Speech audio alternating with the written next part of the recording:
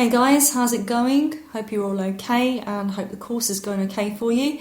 I also hope that you started to think maybe a little bit about your own gamified designs, i.e. for your assessments. Well, so far though, we haven't really talked much about motivation. We want to design gamified systems that are engaging to our audience, and we've already discussed the role of emotion and how it seems to relate to a good story. We've also seen strong storylines and emotions in games. But is this really enough to truly captivate our audience? Well, maybe yes, maybe no. What about Candy Crush? Not much of a story going on there, but it was, or is, maybe for some of you, just so addictive. There's that word again. The research on motivation and gamification is pretty fragmented. But it seems logical that if we want our audience to be engaged and captivated in our gamified design, then we need to make sure that they are motivated to play or participate as much as possible. Relying on emotion to do this might not be enough. In this section, we're going to be taking a look at some of the psychological theories of motivation. Now, we're going to do this quite briefly. One of the problems with gamification is, as you know, the research is so scant and so rare, we're not really that sure of what works and what doesn't work yet. We're a long, long way off a generic model of any kind. But we do know that the system works as a powerful method of persuasion by relying on psychological mechanisms: attention, emotion, arousal, and so on. The problem is that when we search for the literature on these constructs, we know that their bases are very generic. But they do at least seem to relate to motivation. So, I'm going to quickly introduce you to the basic theories of motivation here, and then, if you're really interested, you can always do some further reading. Just remember to apply them with caution to gamification. As I said, we're not really sure of the extent of their relevance. So, first up, we have Abraham Maslow and his hierarchy of needs. Very simply, he argued that human motivation was stimulated by a series of needs that we naturally order in their priority. So once we have our basic physical needs met, at the bottom there, we are motivated to do things that satisfy our security or safety needs. Once we have a roof over our heads, we are then motivated to do things that satisfy our needs to belong. We seek out friends and romantic relationships. Once these needs are met, we can then move on to, well, you get the idea. Clayton Alderfer took Maslow's ideas and kind of worked his own system of categorization. He identified existence needs: food, water, shelter; relatedness needs, relationships with people; and growth needs, fulfilling one's potential. Unlike Maslow, though, he said that these needs could be achieved in any order or indeed simultaneously. He also had this idea of frustration regression, where if more difficult needs are not being met, the person becomes unmotivated and will regress to being motivated to achieve easier needs. Like Alderfer, Stephen Rees saw a person's desires or needs as very individual.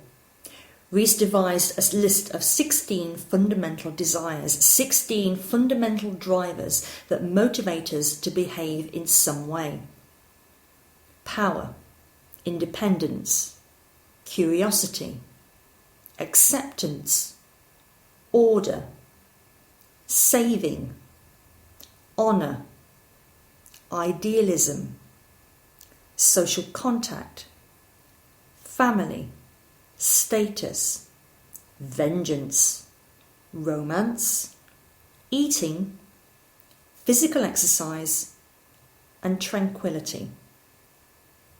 Rees sees these as changing over both time and context. Next up, we have Frederick Herzberg with his motivation hygiene theory. He identified hygiene factors, on the left-hand side there, as things which provide physical or emotional comforts. The motivation part refers to people being motivated towards doing things that offer personal growth and satisfaction. Moving on to Douglas McGregor's Theory X and Theory Y. Like Hertzberg, McGregor based his theory on a work environment, so be a bit careful here when considering gamification. But for completeness' sake, we perhaps still need to mention his theory. So, people are either a Theory X person or a Theory Y person. Now, if you're a Theory X person, on the left-hand side there, you avoid work because you don't like it. And if you're a Theory Y person, on the right-hand side of your screens, then you are creative and you crave responsibility. Understanding and identifying which person is which type, X or Y, enables managers, or maybe us as designers of gamified systems, to create reward systems that motivate both, but in different ways. More on rewards in a minute.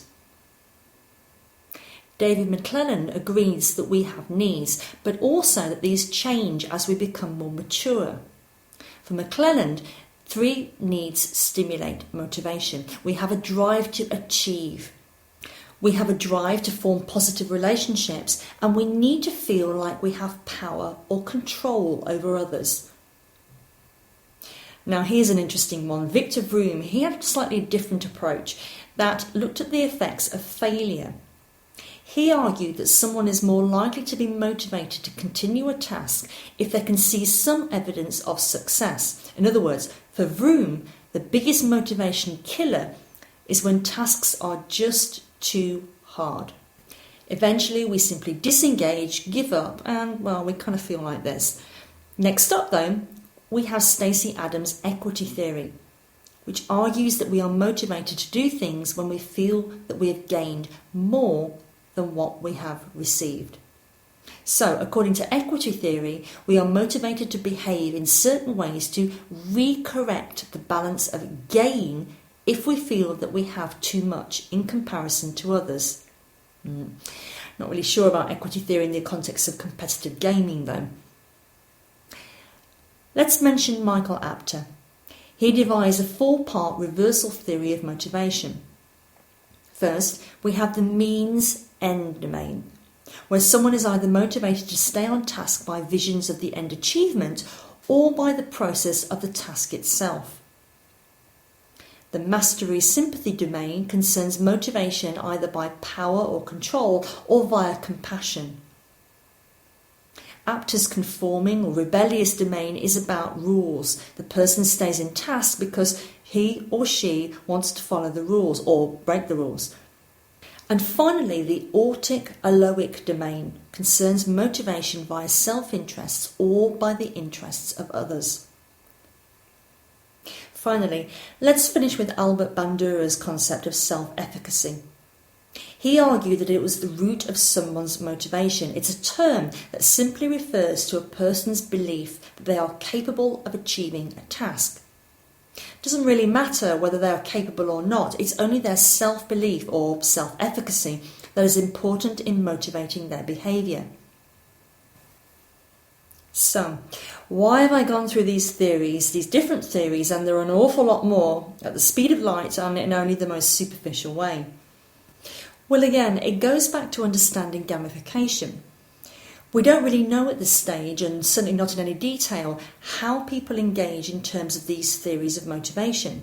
So their use is still useful, but relatively limited.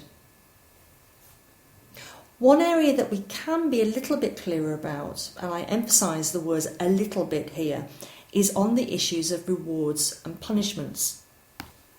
The principles of both have long been used in gaming contexts, and indeed they might fairly easily be applied to gamification, where similar constructs between the two are present. Both are interactive systems and both value the idea of giving feedback to players as an important factor in seeking sustained participation from the audience. Badges, prizes, trophies and so on clearly all have frequent presence in games and gamified systems, arguably because they're a pretty good tool of feedback. They also seem to encourage player engagement, at least at a behavioural level. drawing on the self-determination theory of motivation from Deci and Ryan in 2004, we can also see that badges and so on might be an especially powerful source of motivation if they are particularly meaningful to players.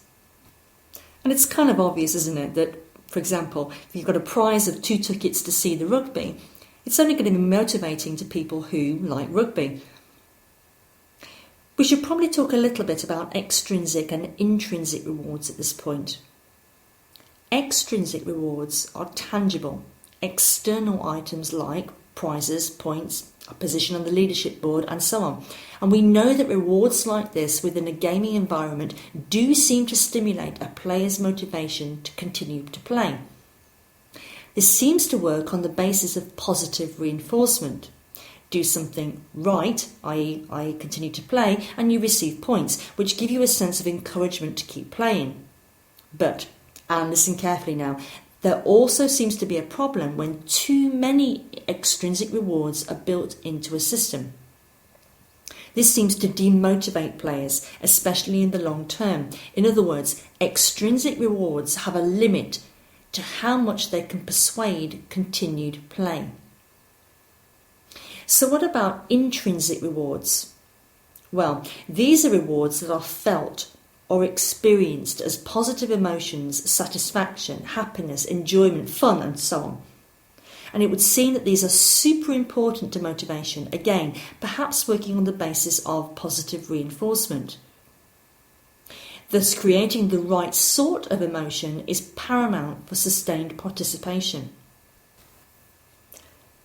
That's about as deep as I'm willing to go on the subject. Yet again, let me reiterate, the research base is so very, very scant. We simply just do not know how gamification works, and certainly not to the point that we have a blueprint or template. We do know, for example, that culture, personality of players, context and timescale all seem to be differentiating factors in the extent to which both intrinsic and extrinsic rewards influence and reinforce playing behaviour. However, both extrinsic and intrinsic rewards do seem to be important in gaming and gamified systems in motivating player behaviour. Just use them with some caution. They certainly shouldn't, for instance, be used as a substitute for a good story. So, that's it now for motivation. Hopefully by now you'll all be thinking of how you might design your own gamification system as per your assignment for the course. You have an awful lot to cope with. I've thrown a lot of concepts and ideas at you, so maybe pause for a while and think more about your assessment at this point. When you're ready, click on the next video because I want to go back to storytelling in some ways and to very briefly introduce you to something called transmedia, which is a relatively new and complex way of telling stories over multiple platforms that can be incredibly useful to approach gamification in this way. So that's all for now, so I'll see you later.